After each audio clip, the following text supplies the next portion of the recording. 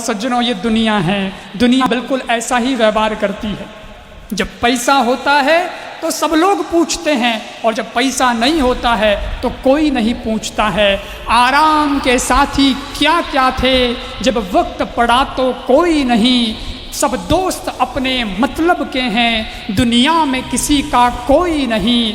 जब पैसा हमारे पास में था तो चाहने वाले लाखों थे, अब वक्त पड़ा है मुश्किल का तो पूछने वाला कोई नहीं। माता पिता त्रिया पुत्र वधू सब मतलब के रिश्ते नाते हैं, पहले मरने वाले लाखों थे, अब रोने वाला कोई नहीं, अब रोने वाला कोई नहीं।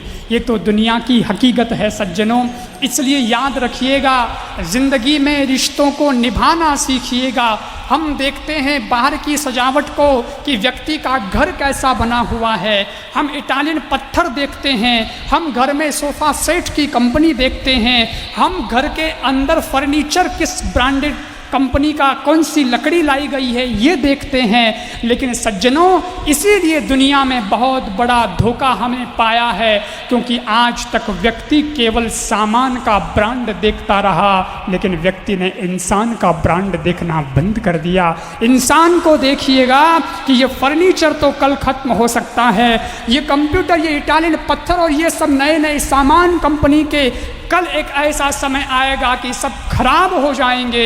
लेकिन ईश्वर का बनाया जो इंसान है और उसके बनाए गए जो नाते हैं, जो रिश्ते हैं, वे हमेशा अमर हो जाएंगे। जो अमर है उसे निभाने का प्रयास कीजिएगा। इसलिए व्यवस्था अगर निभानी, भगवान ने जो व्यवस्था बनाई है ना, उस व्यवस्था को जरा संचालित करने का ईश्वर का तरीका देखिए कि वो कैसे करता है। हम लोग तो कह देते हैं, दुनिया के लोग कह देते हैं, अजी अब इनके पास में कुछ है नहीं, अब छोड़ो जी, अब किनारा करो जी, अब वो बात नहीं रही, अब वो बात नहीं रही।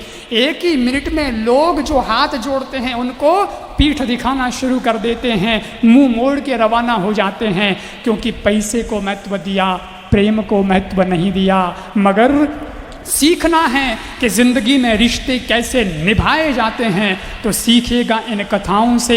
आपने नाम सुना है ना कृष्ण का प्यारा मित्र सुदामा, वो भी तो गरीब था, एक ब्राह्मण था, लेकिन ईश्वर ने कहा मेरा वो साथी है, लंगोटिया यार है, मैं तो साथ में पड़ा हुआ हूँ। इसलिए भले ही सुदामा के पास पहनने को चप्पल ना हो और खाने को रोटी ना हो, लेकिन मैं द्वारकाधीश कृष्ण सुदामा के लिए दौड़ कर जाऊंगा। और जैसे ही सुदामा आया तो उसको गले से लगा लिया। क्या था उस वक्त? उस वक्त महत्व केवल प्रेम का था सज्जनों। एक चावल ही तो लेकर के गया था सुदामा, थोड़ी सी पोटली में 4 मुट्ठी, लेकिन कृष्ण ने ये नहीं देखा कि वो क्या लाया है। कृष्ण कभी नहीं देखते कि कौन क्या पहन के आया है और कौन कितने रुपए की चीज लेकर आया है, क्या लाया है इसका महत्व नहीं है सज्जनों, किस भाव से लेकर के आया है, महत्व तो उस भाव का है, महत्व तो उस प्रेम का है। सुदामा के तांदुलों में कोई रासायनिक मिलावट नहीं थी, प्रेम था।